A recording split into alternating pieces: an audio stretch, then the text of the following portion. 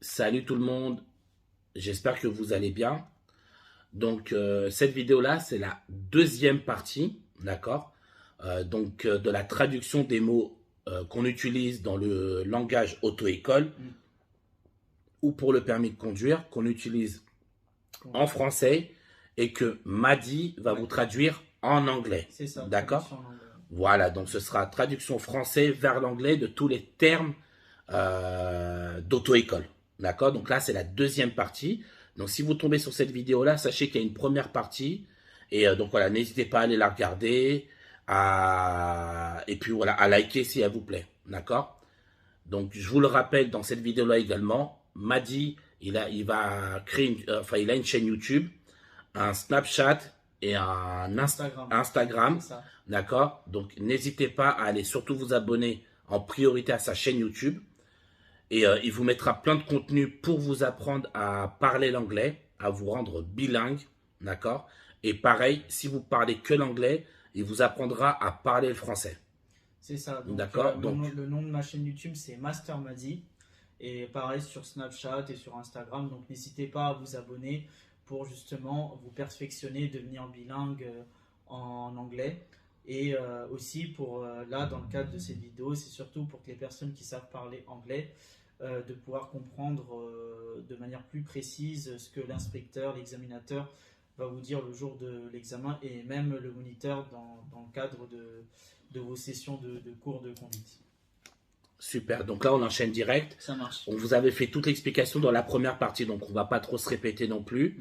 Mais voilà, toutes les infos ont été données en priorité dans la première partie. Donc si vous tombez sur celle-là, n'hésitez pas à aller chercher la première partie. Alors, on va commencer par le mot cycliste ou un cycliste ou les cyclistes. Okay. Cyclist or a cyclist. Démarrer, dans le sens de démarrer le moteur. To start. Alors, pour la boîte de vitesse, on parle de la position neutre. Neutral position. Ensuite, nous allons parler de se garer en rangement bataille. Alors, on n'arrive pas, j'ai pas réussi à trouver le mot exact, mais je vais expliquer en anglais ce que ça veut dire. Voilà. Rangement bataille pour ceux qui regardent. So, rangement bataille in English means that your car parks in parallel to another car, like this. So your car come in rear and you park in parallel to the car, like this. Un rangement en créneau. Créneau means that you park, so you have a gap between two cars, one here and one here, and you park between both between these two cars, and you have one car front of you and one car back to you, and you park between these two cars. So to park like this, in French we say rangement en créneau, se garer en créneau. Un rangement en épi. Épi means that your car is parked parallel in another car, but in diagonal, like this. So in French we say rangement en épi, se garer en épi. Alors, on a mis en marche avant. Après, on peut utiliser plusieurs termes. Par exemple, se garer en marche avant. To park, to move, to park forward. Se garer en marche arrière. To park, to move in backward. Un accident. An accident. Un incendie. An incident. Un tunnel. A tunnel. Une distance de sécurité. A safety distance. Maintenir. Par can exemple, say- excuse-moi de te couper. Quand je dis maintenir, par exemple, maintenir sa trajectoire ou maintenir la vitesse à laquelle on roule. Maintenir, for the context of the driving, you say to keep something, to keep safety distance, or to keep the speed limitation, for example. Appeler les urgences. To call emergencies. Triangle de présignalisation. A warning triangle. Secourir. To save. Protéger. To protect. PLS. Position latérale de sécurité. Oui. So in English you say recovery position. Drogue. Drugs. Test d'alcoolémie. Blood alcohol test. Une voie de stockage. Storage track. Storage lane, yeah. Un passage à niveau. A railway crossing, or a level crossing also. Un tramway. A tram. Un bus. A bus. Un motard. A biker. Une trottinette. A electric scooter. Activer les essuie-glaces. To active wipers, or to put on wipers. Alors, j'aurais dû être plus clair. Activer les essuie-glaces avant et les essuie-glaces derrière. To put on forward wipers or backward wipers. Activer le dégivrage.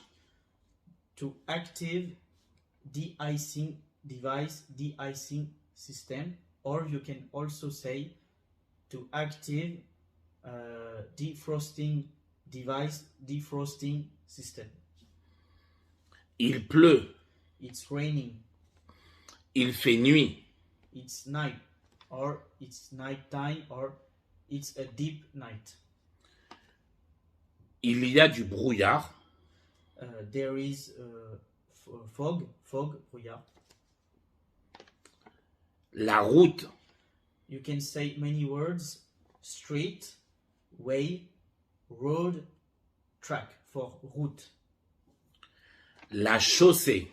Chaussée, same things. It's a synonym of route. You can say roadway. It means different thing. Roadway, road, street, lane. Une voie de circulation. A traffic lane. Lane means voie. Une autoroute.